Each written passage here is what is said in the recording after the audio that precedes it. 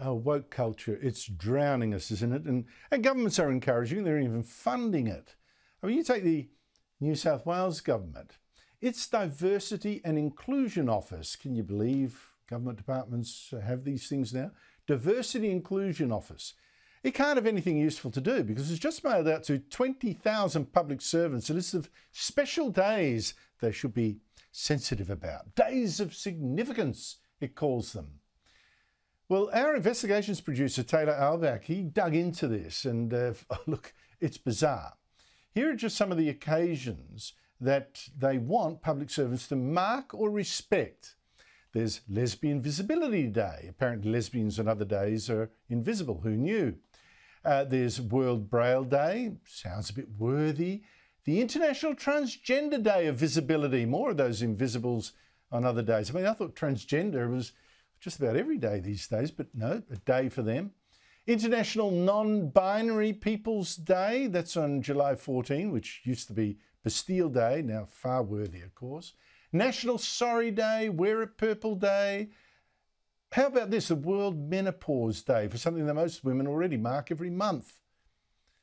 World Menopause Day. I mean, seriously? There's 2 pages of these days, and some are even weeks. 49 of them in all. 10 devoted to Indigenous people. Now, public servants are going to be so busy raising consciousness, there's going to be little time to raise a sweat doing real work for taxpayers. And the work that went into this Diversity Information Office says they had to draw on our Aboriginal people and culture team. It's got a team for just that. And our employee networks. It's workers of groups called Rainbow Connections, Disability Employee Network, and Culture Connect. And they've all been busy with this. How many hours have they slaved away on the taxpayer's dime? Now, in case you were asking, yes, they do at least put Australia Day in their list, but it's referred to as Australia Day / Survival Day. You'd guess that, wouldn't you? And Christmas Day isn't even mentioned. Joining me are Daniel Wild, Deputy Executive Director of the Institute of Public Affairs, and Evelyn Rae, Sky News presenter and regular commentator on this show. Aren't we lucky? Look, Evelyn, what do you make of this list? I think we need to start calling it what it really is, Andrew, and that is wokeism is the new state religion. They have their priests and prophets, they have their religious texts, they have their blasphemy laws, and of course, like all religions, they have their holy days. And these holy days, being so many and so diverse, because it's the longest route around saying what it is that they refuse to acknowledge. And I can bet that those days celebrate every group imaginable in society, except for the obvious, the straight, white, Christian male. Do you notice that it excludes that? Because that's all that it really is. Anything that isn't the straight, white, Christian male is what they are celebrating. And let me tell you, if they have time to worry about inventing holidays for their new state religion, then obviously we are paying them far too much money.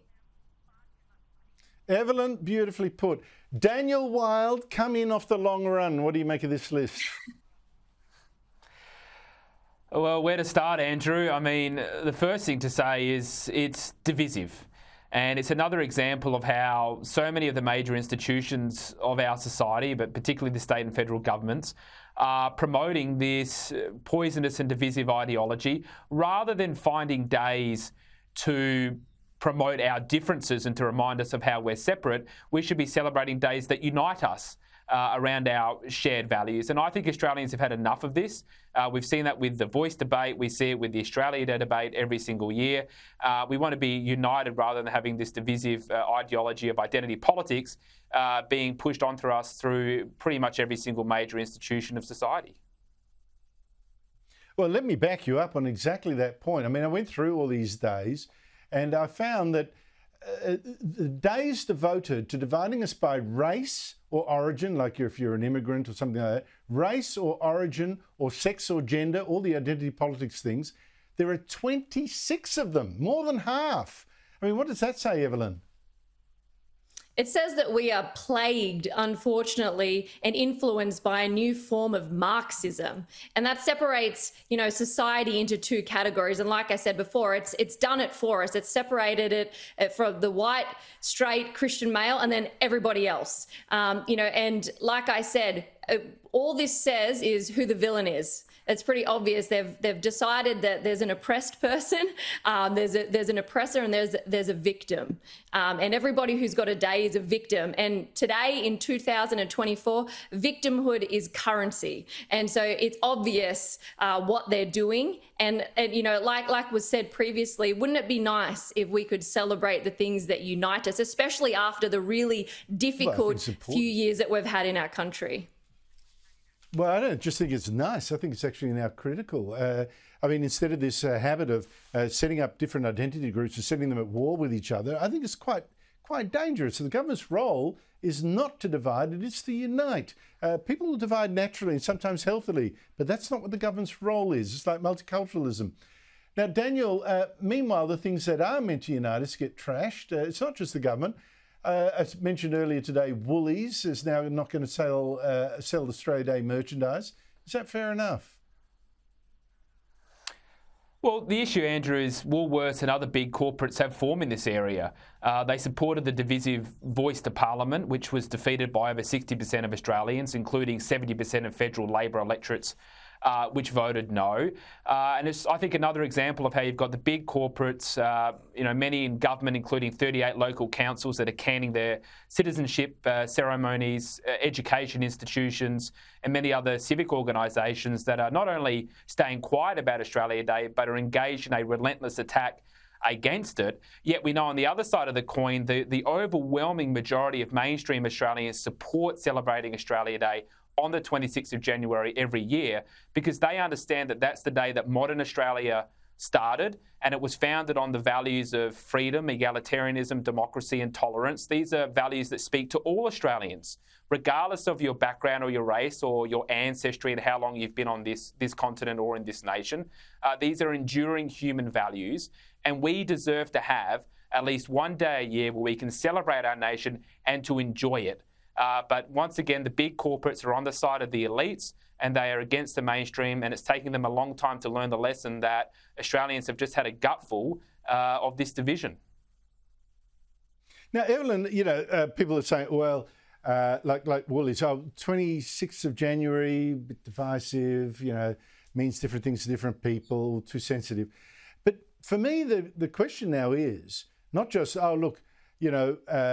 is January 26th now dead as Australia Day? It's whether there's any day at all that will satisfy these critics and have them celebrate this country. I suspect there isn't. Absolutely. Look, it was never about changing the day. They just knew if they came at it head on and told us what they really intended to do, which was to cancel the day altogether, nobody would get behind it. Changing the date sounds like a compromise and it sounds like something reasonable. But what it was to them was a halfway house to abolishing it altogether. What they want to do is undo and reverse the last 200 years and the British influence that we've had in our nation. They literally want us to undo history. It's that simple, and it's been that obvious from the beginning. And I guarantee you very soon it's not going to be as subtle as they've tried to do it. They've desensitized us to the idea, and now they're going to try and normalise it. Oh, I think we're already seeing that, to be honest. Daniel Wild, the Albanese government's holding an inquiry into whether supermarkets are ripping off customers. I wonder whether it should instead hold an inquiry into some of the things it does itself. I mentioned before power prices, but how about the Bureau of Meteorology, which in September predicted 3 months of below average rain, panicked farmers into selling off their stock for next to nothing, thinking they've had no feed. Here is Mel Peters, as a former president of New South Wales Farmers Association today on this very point. We had Bureau of Meteorology were out there saying global warming, we're going to have an El Nino, the sky's going to fall in, that'll be the end of the world. So farmers got really worried because in 2018, 2019, we went through a really bad run. We thought, hello, it's on again. So farmers were unloading stock like you wouldn't believe. And would you believe that now we've got blokes in flood everywhere and there's grass everywhere. Now, that dud prediction from this government agency has cost a lot of farmers a lot of money. Why doesn't the Albanese government hold an inquiry into that?